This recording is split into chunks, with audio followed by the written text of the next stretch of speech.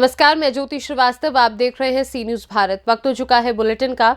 इस बुलेटिन में पहली खबर अकोला से है, जहां श्रमिकों को गृह उपयोगी सामग्री का वितरण समारोह किया गया आयोजित। अगली खबर महाराष्ट्र से है, जहां दो बाइकों की आमने सामने भिड़ंत में 5 लोग गंभीर रूप से हुए घायल। साथ ही आगे चर्चा होगी टीकमगढ़ की, जहां शिवधाम कुंडेश्वर मंदिर ट्रस्ट में आरोप प्रत्यारोप का दौर लगातार जारी है। इन तमाम खबरों पर करेंगे विस्तार से चर्चा।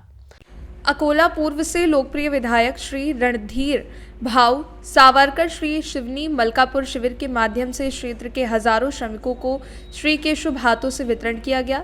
श्री श्रवण जी इंगले पूर्व जिला परिषद अध्यक्ष अकोला के मार्गदर्शन में श्रमायुक्त श्री गुल्हाने सर उनके उचित अनुवृत्ति के कारण संवाददाता श्री विशाल श्रवण जी इंगले, युवा नेता प्रवीण जगताप, अनिल मुर्मकर श्री की उपस्थिति में शांताराम जी मुर्मकार, सामता राम मुर्मकार, प्रभाकर मुर्मकार, शाह दत्ताजी मुर्मकार, दिलीप भरणे, अनिल डोके, संजय शिरसाट, संतोष बावस्कर।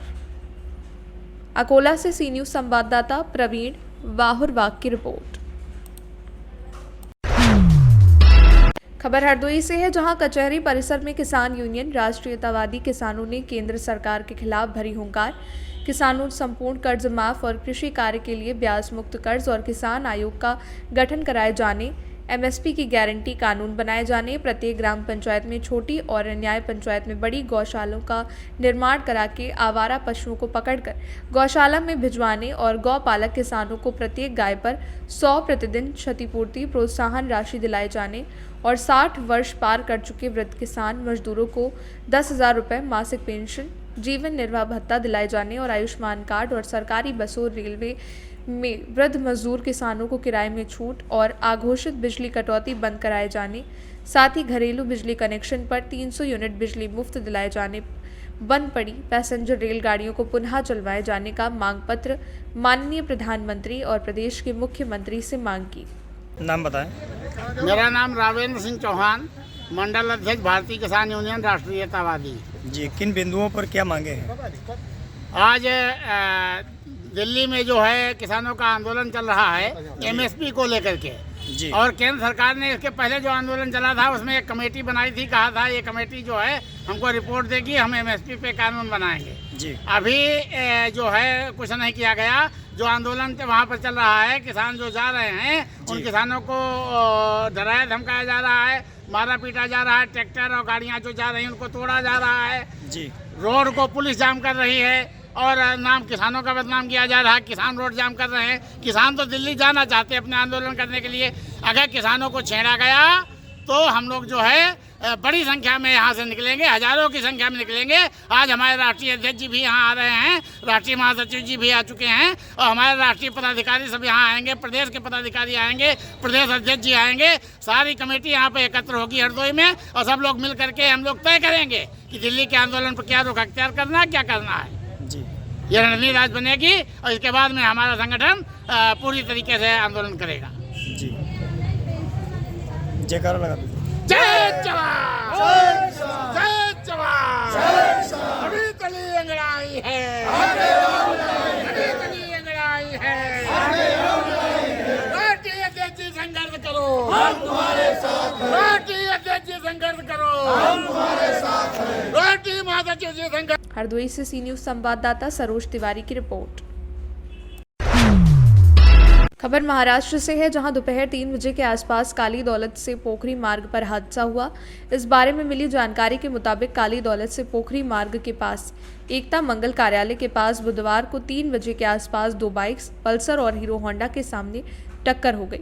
इस हादसे में दोनों बाइकों पर 5 लोगों को गंभीर चोटें आई हैं। हादसे की सूचना मिलते ही अशोक जाधव, काली दौलत पुलिस चौकी के जांच अधिकारी ने घटनास्थल पर पहुंचकर भिवारिल और घायलों को अस्पताल में भर्ती करवाया। इस हादसे में कैलाश सरजे, गणेश हिरान सिंह जाधव, सुदर्शन मधुकर पवार, इन तीनों ने चोटें पाई हैं। इस हादसे में अन्य 5 घायलों को भी अस्पताल में उपचार किया जा रहा है। महाराष्ट्र से सी न्यूज संवाददाता गणेश की रिपोर्ट।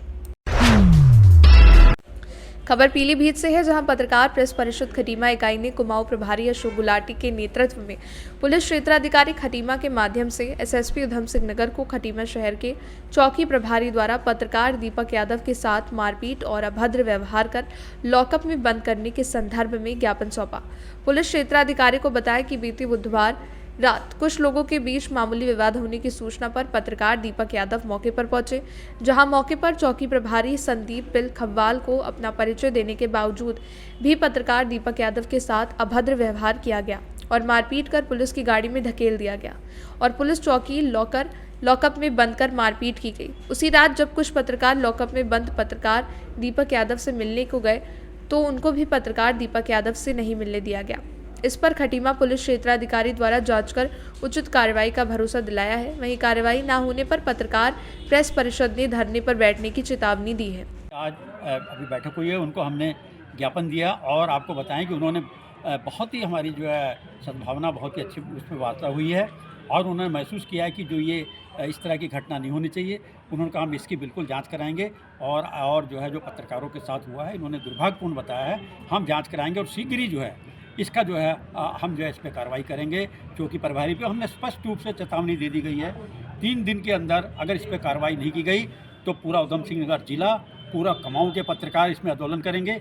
हम किसी भी कीमत में बख्शा नहीं जाएगा, क्योंकि हमारे साथी जो हमारे यादव जी हैं और इनके साथ जो न्याय हुआ है और चौकी जो शहर चौकी जो प्रभारी है इसके बहुत दिनों से तानाशाह चल रही थी और हमने ये भी दिखाया 8 अलग जो वीडियो थे, विभिन्न लोगों को इन्होंने जो पीटा है, चाहे वो सीनियर सिटीजन हो, महिलाएं हो, जो हमारे साथ 8, 12, 13 वीडियो आई है वो भी हमने क्षेत्रीय अधिकारी को दे दिया है और उन्होंने आश्वासन दिया है कि हम इसकी शीघ्र जो है कार्रवाई करेंगे और हमने 3 दिन का समय दिया है कि प्रशासन इस पर सख्त से सख्त कार्रवाई करे।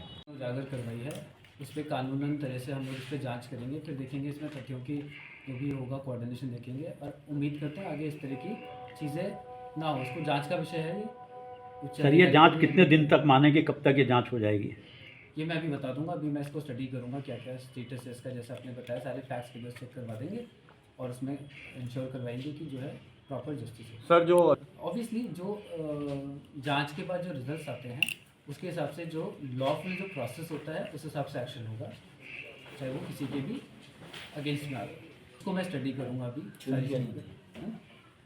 हाँ, सारी चीज़ें अभी स्टडी करके तो बताएंगे। कोई भी लॉफुल अगर इस ज्ञापन में एक्चुअली पत्रकार दीपक यादव जी के साथ पुलिस विभाग के कर्मचारी द्वारा आपत्ता की गई है, तो इस संबंध में सारी घटनाक्रम उन्होंने लिखा है, काफ़ी चर्चा भी की है इस संबंध में।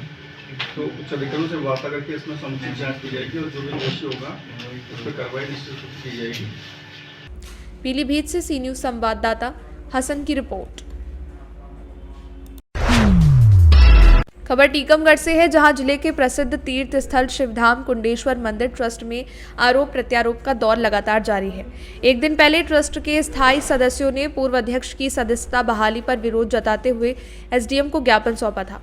शुक्रवार को पूर्व अध्यक्ष सूर्य प्रकाश पस्तोर ने प्रेस कॉन्फ्रेंस कर खुद पर लगे आरोपों को झूठा बताया। कहा कि जो लोग मेरे ऊपर वित्तीय अनियमितताओं के आरोप लगा रहे हैं वो स्वयं ट्रस्ट में गड़बड़ी कर रहे हैं। दरअसल कुंडेश्वर मंदिर ट्रस्ट के पिछले 6 सालों से चुनाव नहीं हुए हैं। लोगों की शिकायत पर एसडीएम ने चुनाव कराए जाने के निर्देश दिए थे, जिसके चलते 16 फरवरी को ट्रस्ट की आम सभा की बैठक हुई, जिसमें आगामी 1 महीने में ट्रस्ट के चुनाव कराए जाने की घोषणा की गई। चुनाव से ठीक पहले ट्रस्ट के पदाधिकारी एक दूसरे पर आरोप प्रत्यारोप लगाने में जुट गए। गुरुवार को ट्रस्ट के 5 स्थायी सदस्यों ने एसडीएम दफ्तर पहुंचकर पूर्व अध्यक्ष सूर्य प्रकाश पस्तोर पर गड़बड़ी करने के आरोप लगाते हुए उनकी सदस्यता बहाली को निरस्त करने की मांग की थी। इसके जवाब में आज सूर्य प्रकाश पस्तोर ने प्रेस कॉन्फ्रेंस की।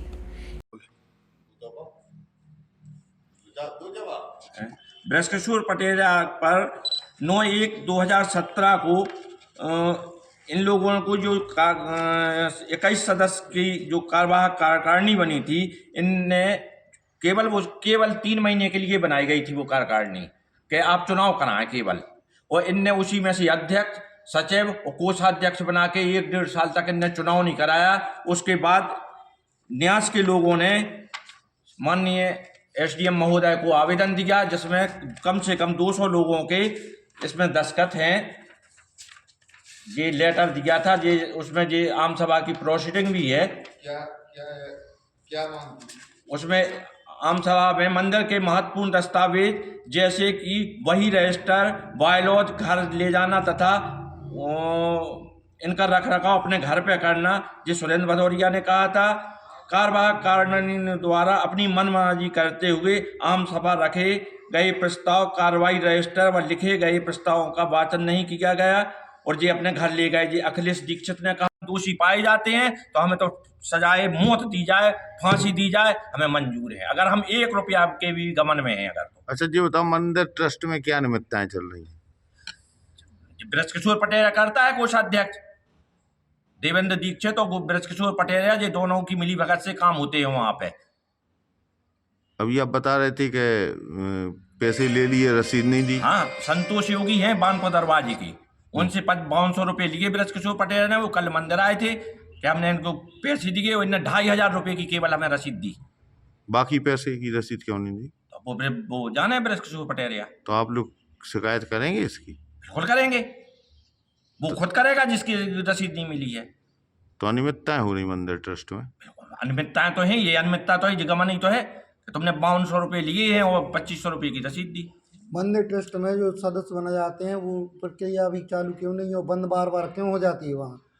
अब वो उनकी यथास्थिति है, क्या चाहते हैं वो लोग। सदस्य नहीं बनाते? नहीं, बनना तो चाहिए, क्यों नहीं बनना चाहिए, उसका बनाए नहीं है। उसका नियम क्या है सदस्य बनने का? मंदिर ट्रस्ट में सदस्य जो वहाँ की राशि है आजीवन सदस्य की, वो राशि जमा करो और फार्म भरो, अपना सदस्य बन जाओ। तो ये निरंतर नहीं रहती है सदस्य बनने की? बिल्कुल रहती है, क्यों नहीं रहती। वो तो राजनीतिक दबाव के कारण ये सदस्यता नहीं खोलते हैं। 7 साल से तो कोई भी तो आप जैसे उस ट्रस्ट में किशोर जी पटेल ने, जो मंदिर ट्रस्ट के कोषाध्यक्ष हैं अभी, उनने हमारे ऊपर आरोप लगाए हैं कि इनने जो मंदिर ट्रस्ट के सदस्य बनाए गए हैं वो फर्जी तरीके से बनाए गए हैं। जो आम सभा हुई है वो फर्जी तरीके से इनने अपना प्रस्ताव लिखवा लिया है, जबकि आम सभा में 16 तारीख को जो आम सभा हुई है 16/2 को, उसमें विधिवत दुर्गा प्रसाद जी यादव ने हमारा प्रस्ताव रखा था सदस्यता बहाली का, और करतल ध्वनि के साथ सभी लोगों ने उसका समर्थन किया था कि पस्तों जी की सदस्यता बहाल की जाए। तो इस बार आप चुनाव लड़ेंगे? बिल्कुल लड़ेंगे, ट्रस्ट का लड़ेंगे अगर सभी लोग कहेंगे, न्यास के लोग। अच्छा, तो सभी इसी चुनाव को लेकर केवल चुनाव के प्रति ये सब हो रहा है। 7 साल से ये बृजकिशोर पटेल वहाँ कोषाध्यक्ष हैं, 7 साल से इन्हें कोई आरोप नहीं लगाया हमारे ऊपर। अब चुनाव की स्थिति में को ध्यान में रखते हुए अब आरोप तय करने लगे हैं, जबकि जो आरोप वो लगा रहे हैं उसका एसडीएम महोदय टीकमगढ़ ने फैसला कर दिया था। हमारा 11/7/2016 में उसका फैसला हुआ था। फिर इनने हमारे ऊपर अपील लगाई थी जिला सत्र न्यायाधीश के यहाँ, उसका फैसला दिनांक 30/3/2017 को हुआ था, जिसमें उनने अपील खारिज कर दी थी उनकी, और हमारे ऊपर कोई भी दोषारोपण नहीं लगाया गया था, ना ही वित्तीय अनियमितताओं का लगाया गया था, ना ही सदस्यों का लगाया गया था, जिसका फैसला जी सुरक्षित है जिला सत्र न्यायाधीश टीकमगढ़ का। टीकमगढ़ से सी न्यूज संवाददाता साकेत की रिपोर्ट। फिलहाल के लिए बुलेटिन में बस इतना ही। देश दुनिया की बाकी खबरों को जानने के लिए आप देखते रहिए सी न्यूज भारत।